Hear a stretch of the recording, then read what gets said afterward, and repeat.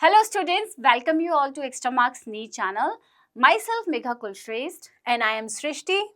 So we both are here to discuss the plan for NEET 2026 Botany. We will see कि कैसे हमें हमारी तैयारी करनी है. Yes ma'am.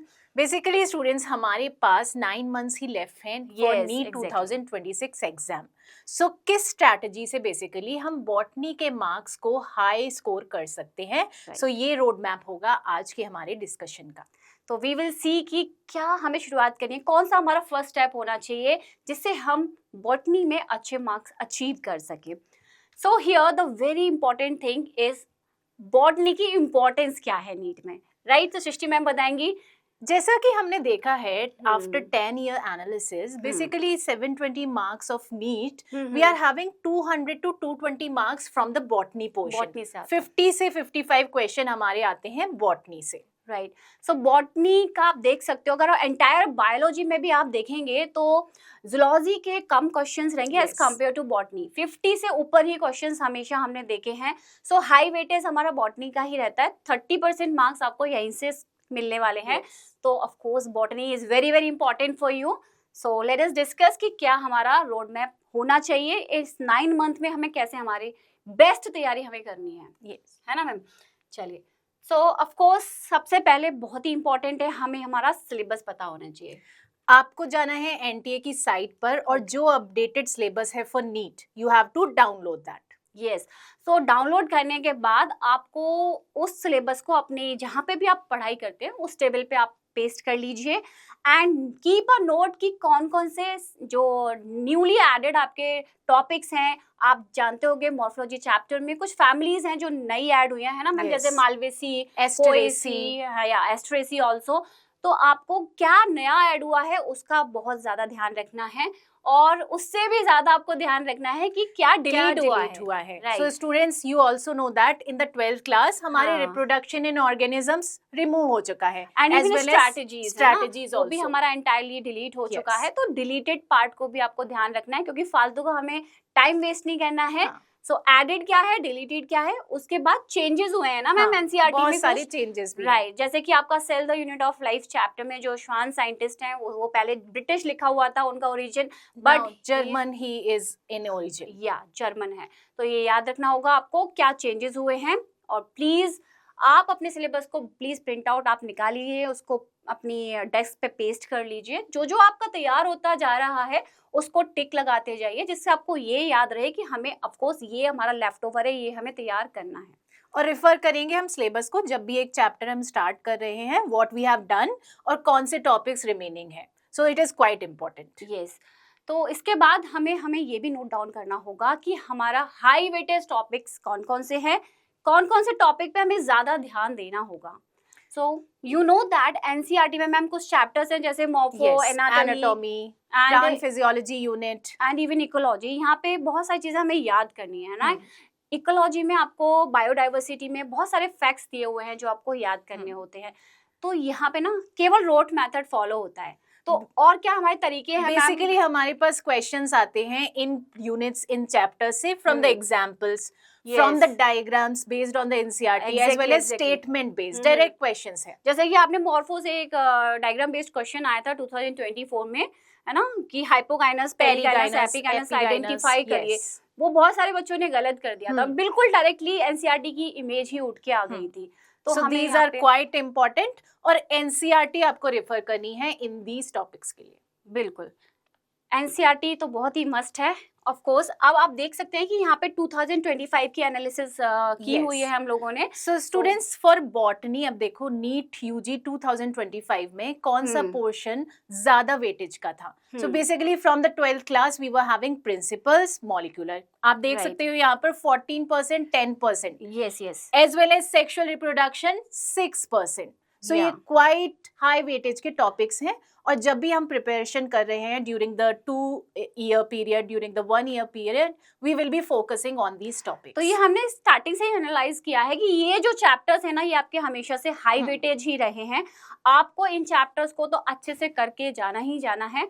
11th में भी अभी हमने 2025 में ये एनालाइज किया कि एनाटॉमी और आपका प्लांट किंगडम से ज्यादा क्वेश्चंस पूछे गए थे और प्लांट किंगडम से तो इस बार बिल्कुल ही डिफरेंट टाइप के क्वेश्चंस पूछे गए थे, यू नो दैट मैम, कि Yes. ब्रायोफाइट्स, लाइफ लाइडोफाइट्स की साइकिल, लाइफ साइकिल। टेरिडोफाइट्स की लाइफ साइकिल। तो मैम इसको हम कैसे, मतलब बच्चों को, मतलब कैसे हम इसको ट्रिक से कैसे याद करें? बेसिकली मैम, जैसा कि मैंने एनालिसिस किया था, तो मैंने देखा कि चैप्टर से ही क्वेश्चंस आए हैं, but in the theory they have given all the life cycles. हाँ एग्जैक्टली, थ्योरी में दिया हुआ है, तो आप अपना रिप्रेजेंटेशन, कोई पिक्चर, कोई डायग्राम आप कर बनाइए। सकते हो आप अपने नोट्स को from other sources as well. Yes, उससे आप एक फ्लो चार्ट बना सकते हो। यू कैन कीप दैट, जब भी हम रिवाइज कर रहे हैं तो उन टॉपिक्स को हम रिवाइज कर सकते हैं।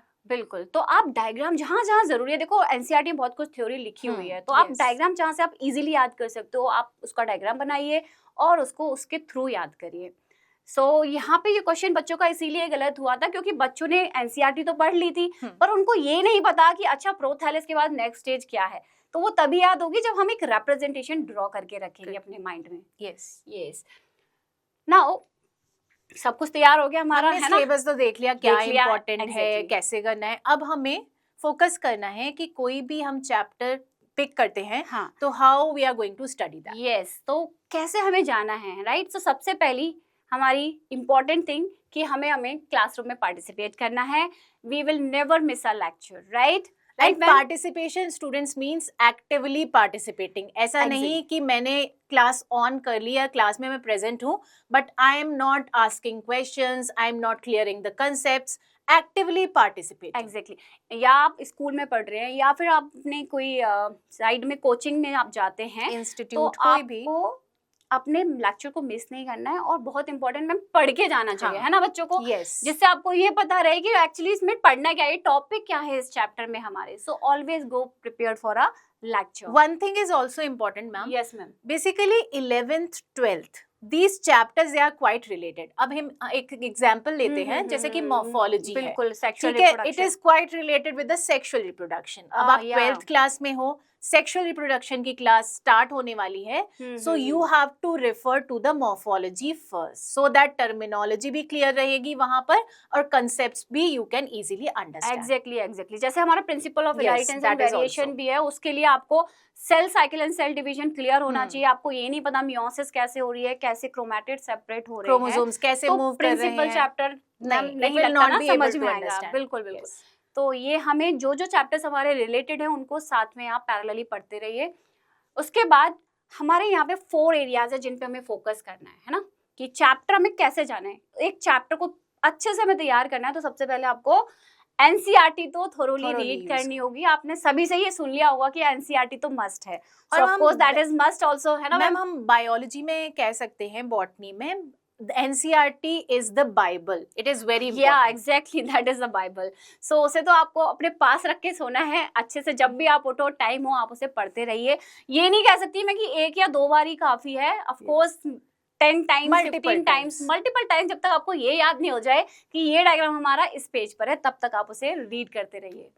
उसके बाद हमें सेकंड स्टेप, यस, अब हमने एक्टिवली क्लास में पार्टिसिपेट किया, एनसीईआरटी भी रेफर कर ली, यस यस। उसके बाद जो नेक्स्ट स्टेप होगा, फॉर एग्जांपल स्टूडेंट्स, मैं प्लांट फिजियोलॉजी पढ़ रही हूँ, अब उसमें कुछ कॉम्प्लेक्स कॉन्सेप्ट्स हैं, जैसे कि केमियोस्मोसिस। Yes ma'am. सो अब मैं एक वीडियो देख लेती हूँ वहां पर, that is animated video.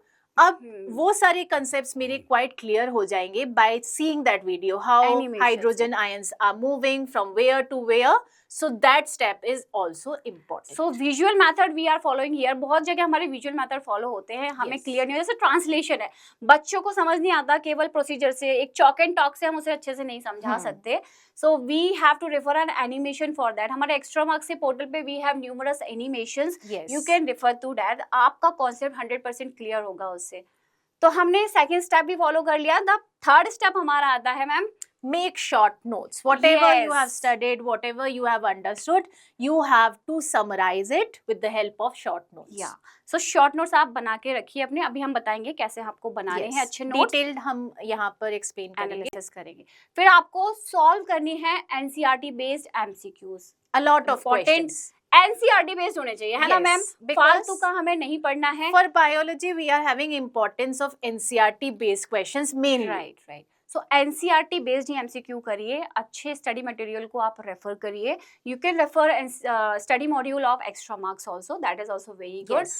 Okay अब हमें बात करनी है कि हमें नोट्स कैसे बनाने हैं, है ना ma'am? What will be the good notes, कैसे Yes. हम कहते हैं कि एक नोट्स जो हम बना रहे हैं वो क्वाइट गुड है?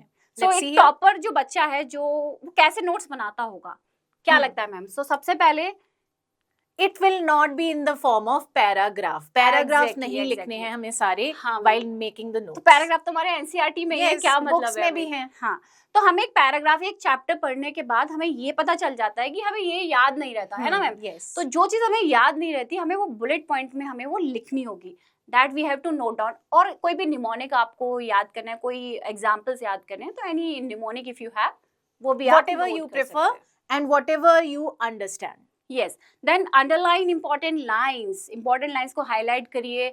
You can use even maps and different kind of colored pens, maps, flashcards, all these things. Basically students ये enhance करती हैं हमारी understanding को. Exactly ma'am. So flash cards आप किसी भी सोर्स जो बेस्ट सोर्स है आपके पास, आप फ्लैश कार्ड्स यूज कर सकते हैं। Then use chart, tables. देखो टेबल्स बहुत जरूरी है, आपने देखा होगा प्लांट किंगडम में क्लोरोफाइसी, रोडोफाइसी, ये टेबल आपके एनसीईआरटी में भी दी है। लेकिन उसी टेबल और फॉर्म में आप एंटायर तीनों जो क्लासेस है हमारी उनके बारे में आप उसी टेबल में लिख लीजिए। रिवीजन के लिए बेस्ट रहेगा। यस, और स्पेस रखना है हमें, एंटायर पेज पे लिख देना नहीं है, पूरा पेज भर देते हैं बहुत से बच्चे, फिर समझ नहीं आता कि इम्पोर्टेंट क्या है ना। मैं पढ़ना दिक्कत हो जाता है उससे। And short. एग्जैक्टली। तो उसके बाद हमें ना की एलिमेंट्स हमारी लर्निंग के क्या होने चाहिए, हमें कौन सा मेथड फॉलो करना चाहिए। हम यहाँ पर फॉलो कर रहे हैं स्टूडेंट्स LPTA मेथड। तो ये हम अपने एक्स्ट्रा मार्क्स में भी बच्चों से कहते हैं कि follow LPTA method, learn practice test analysis. तो सृष्टि मैम बताइए कैसे? स्टूडेंट्स अब यहाँ पर हम क्या मेंशन कर रहे हैं कि LPTA में बेसिकली हमें कहाँ पर ज्यादा फोकस करना है, टाइम कहाँ पर ज्यादा डिवोट करना है। तो बेसिकली प्रैक्टिस एंड एनालिसिस। आप देख सकते हो 60% of the time we have to devote to these activities. Practice और analysis. Yes, practice makes a man perfect, ये आपने सुना होगा। तो एग्जैक्टली ये सच है, प्रैक्टिस हमें लगातार करनी होगी। 60% टाइम हमारा प्रैक्टिस और एनालिसिस पे रहेगा। तो प्रैक्टिस क्या करनी है आपको actually? So you have to, पहले आपने गो थ्रू कर लिया, चैप्टर आपने पढ़ लिया, उसके फिर आपको MCQs लगाने होंगे। एटलीस्ट 30 to 40 क्वेश्चंस आप डेली सॉल्व करिए। And PYQs also. Yes, PYQs बहुत जरूरी है। प्रीवियस ईयर क्वेश्चन आप लगा लेते हैं तो आपको कॉन्फिडेंट आ जाता है कि ये मेरा चैप्टर अब तैयार। कॉन्फिडेंस भी आता है, साथ साथ में हमें पता चलता है कि इस टॉपिक में क्या इंपॉर्टेंट है, किस पे हमें ज्यादा फोकस करना है while revising. Yes, so focus करने के लिए आपको क्वेश्चंस को लगाना होगा, कौन सा टॉपिक इंपॉर्टेंट है, कौन सा आपके समझ में नहीं आ रहा है। And then use standard source for that. ऐसे ही कोई सोर्स उठा मत लीजिएगा, errorless, it should be conceptually correct also. Then आप जहाँ पे गलतियां करते हैं, जैसे अभी अब बताया मैम ने कि एनालिसिस बहुत जरूरी है, तो आप जो गलतियां कर रहे हो वो बच्चे को नोट डाउन करके रख लीजिए। क्या लगता है मैम? है ना? अब क्यों ये इम्पोर्टेंट है, क्यों हमें एनालिसिस के बाद हमें देखना है कि कहाँ पर वी आर लैकिंग। सपोज एक चैप्टर मैंने पढ़ा, वहां पर मुझे कुछ कंसेप्ट समझ में नहीं आए, सो टेस्ट और एनालिसिस के थ्रू मुझे पता चलता है कि this is where I am lacking, और उसको मैं रिविजिट करूंगी कंसेप्ट को whenever I am again doing that chapter. हाँ, सो गलतियों से ही हर कोई समझता है, तो गलतियां हमें नोट करके रखनी होंगी अगर नीट का हमें पेपर क्रैक करना है तो। That's very important. Yes. Then of course एक अच्छा बच्चा अपना एक रियलिस्टिक टाइम टेबल जरूर बनाता है। मैं भी फॉलो करती हूँ, है ना? मैम भी करती होंगी अपने स्कूल टाइम में कि मुझे 3 से 4 घंटे या 5 घंटे पढ़ना है। तो हमें क्या होगा, एक रियलिस्टिक टाइम टेबल हमें बनाना है। बहुत ही फिक्स्ड नहीं बनाना कि मैं 2 घंटे पढ़ूंगा, फिर तीसरे घंटे में खाऊंगा, चौथे घंटे में बाहर जाऊंगा। रियलिस्टिक का बेसिकली स्टूडेंट्स यहाँ पर ये मतलब है कि आप मॉर्निंग पर्सन हो, so you will be active in the morning time, so वहां पर आपको ज्यादा टाइम डिवोट करना है इन स्टडिंग। आप नाइट पर्सन हो, so you will be devoting your time in the night time. So basically whatever time suits you. हाँ, of course, जैसे मुझे सुबह पढ़ना पसंद है, लेकिन हो सकता है आप लोगों को रात में आप पढ़ते हो अच्छे से।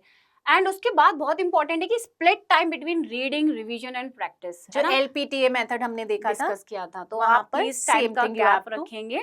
और बहुत important, daily efforts wins over irregular marathon sessions. क्या मतलब है ma'am? Very important. Basically maybe आज के दिन मैंने 10 आवर्स डेडिकेट कर दिए फॉर द स्टडिंग, और मैं कल के दिन I am only devoting 1 hour। मेरी पार्टी आ गई, मैं मस्ती करने चल देता हूँ, क्योंकि मैं 10 घंटे में पढ़ तो लिया हूँ, पर ऐसा नहीं करना है, कंसिस्टेंसी आपको रखनी है, you have to daily study, right, Continuous daily effort efforts. ही विन होंगे, ऐसा नहीं है 2 दिन पढ़ लिए, चौथे दिन तीसरे दिन आप मस्ती कर रहे हैं। Okay, right. सो मैम, ये आप कुछ मेथड्स हैं, पैसिव लर्निंग मेथड्स और एक्टिव लर्निंग मेथड्स, तो क्या लगता है बच्चों के लिए कौन सा मेथड बेस्ट है? अब स्टूडेंट्स, हमने बहुत सारी स्ट्रैटेजी की बात कर ली, कैसे चैप्टर स्टार्ट करना है, कैसे स्टडी करना है। हाँ. अब जो भी हमने पढ़ा है हमें रिटेन कैसे करना है, that is Exactly. Also very important. हाँ. सो यहाँ पर इन मेथड्स को हम डिवाइड करते हैं passive learning as well as active learning. So active learning में जैसा कि मैंने कोई चैप्टर पढ़ा, अब मैम को समझना है कोई chapter, same concepts from that chapter, so what I will be doing, I will be teaching, okay. So उसके थ्रू मेरे भी concepts, it will be more clear. So that is the active kind. Follow teaching method, teaching others. You have to teach others, जिससे आपको long time के लिए retain रहे, है ना? पढ़ाने से आपको चीजें याद रहती हैं। Of course, देखने से भी बहुत से बच्चों को याद रहता है, लेकिन अगर आपने किसी को वो पढ़ा दिया, है ना मैम? तो वो हमेशा आपको याद रहेगा। Group discussions, exactly, group peer discussions learning, also. all these things are active learning methods. इससे basically बहुत time के लिए हमें retain रहते हैं concepts. Okay, great. So अब क्वेश्चन ये आता है कि बच्चों को आते हैं कुछ चैलेंजेस जब भी वो तैयारी कर रहे होते हैं। सो व्हाट कॉमन चैलेंजेस जो बच्चे फेस करते हैं? तो सबसे पहले मैम, आपको क्या लगता है, क्या चैलेंज बच्चे फेस करते होंगे? A lot of distractions. Exactly, distractions can be anything, है ना? एक मोबाइल भी एक डिस्ट्रैक्शन है, और आपके पीयर ग्रुप यानी कि आपके फ्रेंड्स भी हो सकते हैं, फैमिलीज, रिलेटिव्स, बहुत सारे distractions even relatives, right, Yes. Relatives भी हो सकते हैं। सो प्लीज उनसे आपको दूर रहना है, आपको समझना है कि मुझे सबसे ज्यादा डिस्ट्रैक्शन किससे हो रहा है, एंड देन टाइम को मैनेज करना है, जो भी स्ट्रेटजी हमने follow करी डिस्कस थी, yes. की टाइम टेबल की, कैसे हमें डिवाइड करना है, क्या हमें ज्यादा करना है, प्रैक्टिस, एनालिसिस, बाकी चीजें। देन बहुत से बच्चों को ना गाइडेंस ठीक नहीं मिल पाती है, lack of right guidance is many of the students face this challenge. तो राइट गाइडेंस हमारे लिए बहुत जरूरी है। तो गाइडेंस तो देने बहुत लोग आ जाते हैं, even your relatives gives you guidance, है ना मैम? हमारे रिलेटिव्स के guide can be anyone, parent, teachers, जो भी आपको राइट ट्रैक, राइट पाथ पर लेकर जा रहे हैं। Right ma'am.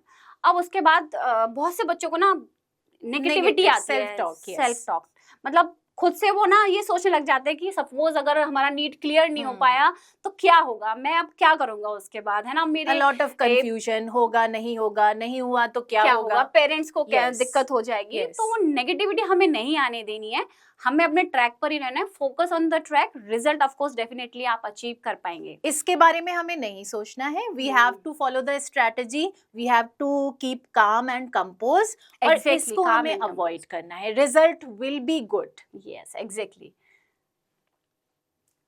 Okay, so clear concepts, hard work and evaluation will let you to achieve the success. So please that is the mantra, concepts clear रखिए, hard work हमेशा करते रहिए, स्मार्ट वर्क ऑफ कोर्स बाद में आएगा ही आएगा, हार्ड वर्क आपको करते रहना है, और इवैल्यूएशन जो कि हमने मैम पहले ही बात करी थी एलपीटीए में, एनालिसिस इज मस्ट, इवैल्यूएट करिए, so definitely you will achieve a success. And as well as students, हमने बहुत सारी बातें कर ली पढ़ाई के बारे में, स्ट्रैटेजी, ये सब बहुत चीजें हमने देखी यहाँ पर, but you have to take care of yourself also. आपको अपनी बॉडी का भी टेक केयर करना है, and how you can do that, lot of nutritious food, balance diet, और उससे ही आप फोकस कर पाओगे अपने लर्निंग पे, because this is a long duration, 2 years हो सकता है, 1 year, 3 years, whenever you are giving the NEET. So all these things, they are success mantra. Even physical exercise, right? Yes. अच्छा खाना है, एक्सरसाइज करनी है, और हम नीट को क्रैक करके दिखाना है। Yes. ठीक है? So what is the takeaway? Let's see here. Trust the process, believe in your preparation, and give your 100%. In biology, biology can be your strength if you stick to your NCERT and practice daily. So thank you everyone. That was our discussion. Yeah. So all the best for your future. NEET 2026 exam.